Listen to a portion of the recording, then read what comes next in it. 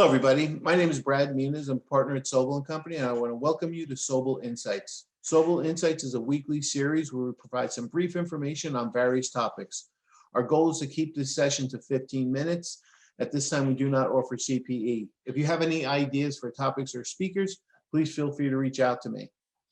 Our topic today is cryptocurrency, and our presenter is Dr. Sean Stein-Smith, who's an assistant professor at Lehman College. And I looked over his resume. If you get a chance to look it over, I cannot believe how accomplished you are in writings. I mean, I published some articles, and then I looked at your list and I said, okay, I'm not his guy. So I listened to you. Thank you for that, Brad. No problem. I listened to you speak on a topic recently, and I thought it was something we really needed people to hear. What is cryptocurrency? Oh, wait, you're muted. Go ahead. Sorry about that, Brad. So the best way to understand cryptocurrency is that it's basically a trustless form of doing transactions, right? Because right now, all of us use dollars, euros, yens, all the rest, and all of those are issued, controlled, and managed by a government, Fed, ECB, all the rest. Crypto assets are not. So it's either totally decentralized or it's controlled by a private entity issuing a coin, a token, or some other item of that kind. And a coin or token that's really not, it's a broad overview, not physical. And I know that they're correct. traded a lot. I see it a lot. And ever since having 3 kids, I haven't done a lot of trading, and that was some years ago. But I watch it and I notice that, I mean, the price is all over the place, and it seemed to have dropped a lot since its all-time high in the first quarter. Is there any reason that's created that?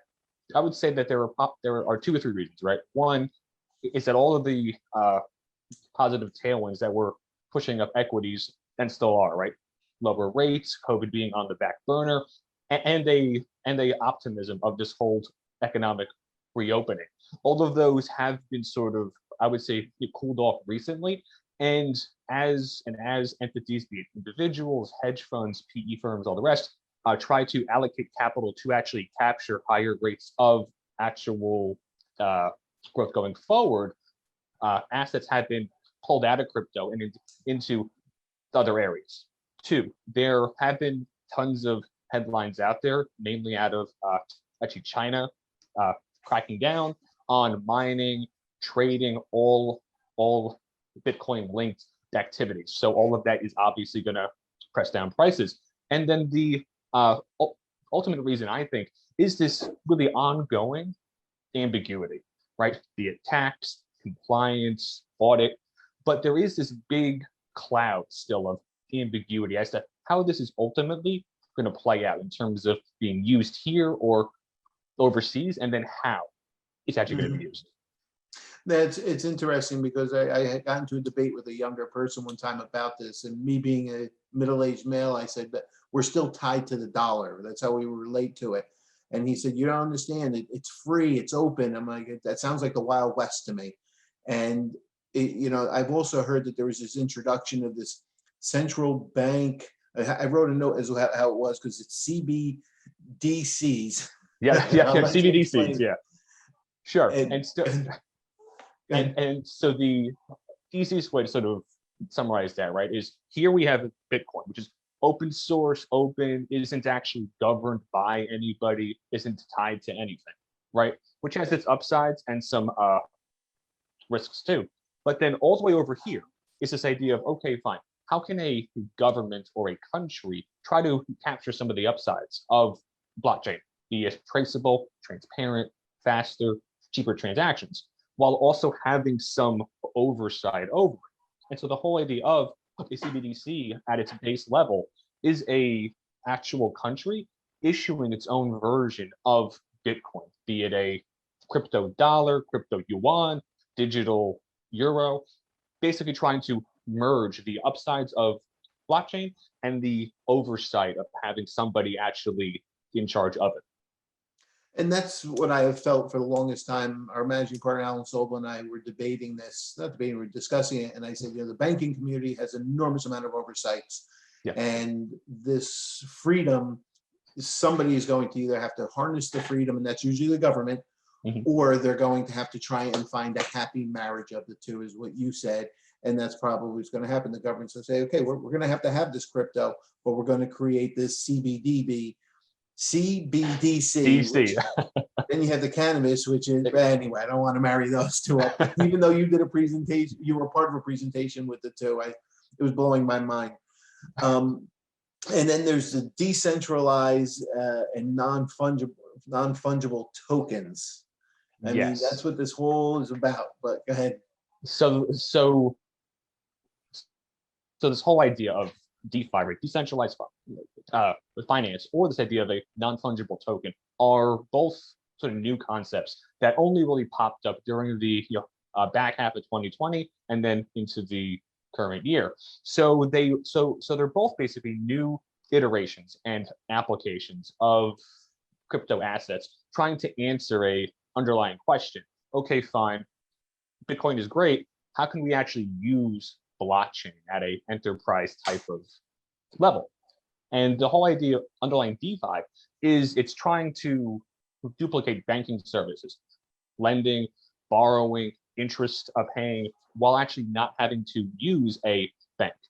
And then the whole idea of NFT, non-fungible token, currently is how to try to protect intellectual property, be it artwork, be it online content, be it other IP, from fakes, forgeries, and to also try to build a platform that independent artists and all the rest are able to be accurately compensated at a very basic level.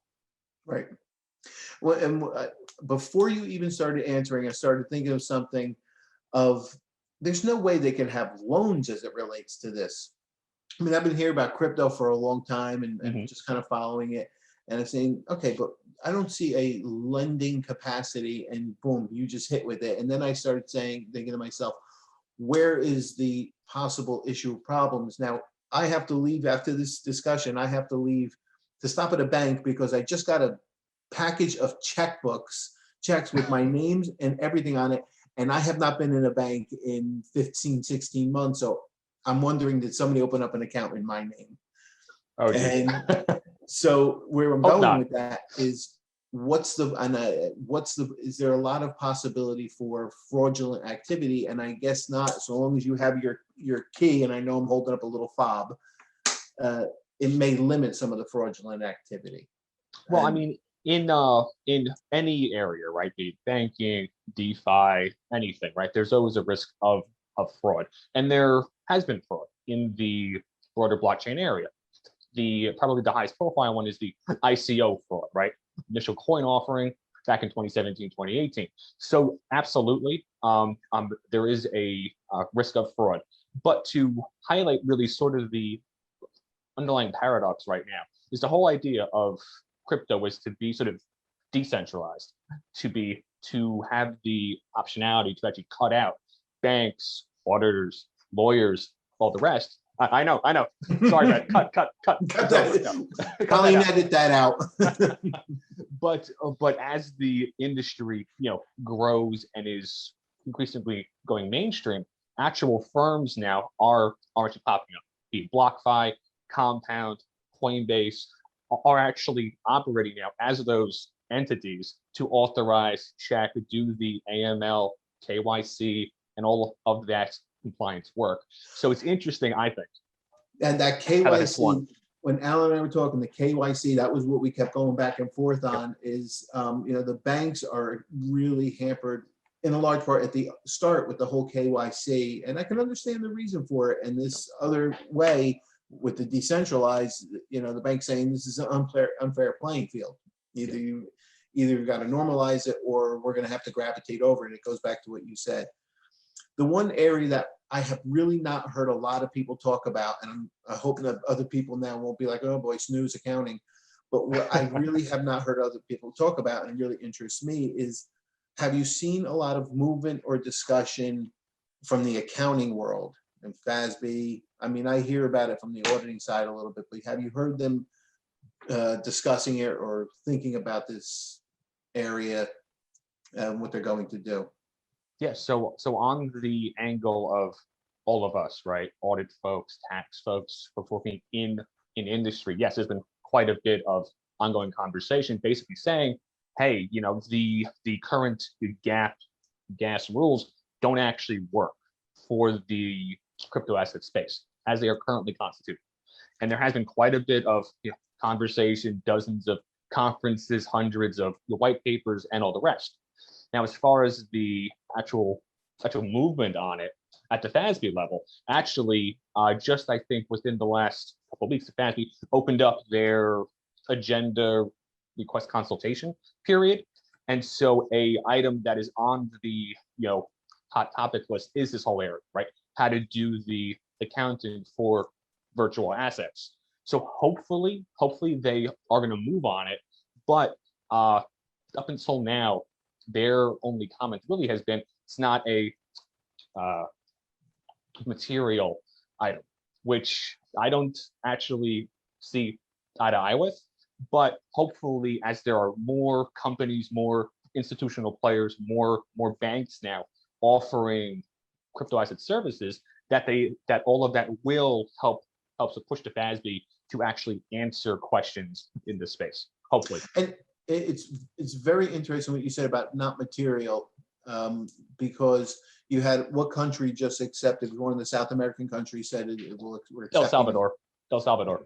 Okay, so we're not talking about a major world player in the economy of the world, but it's a start. But then you also had China saying they're outlawing it. I'm using that word very liberally.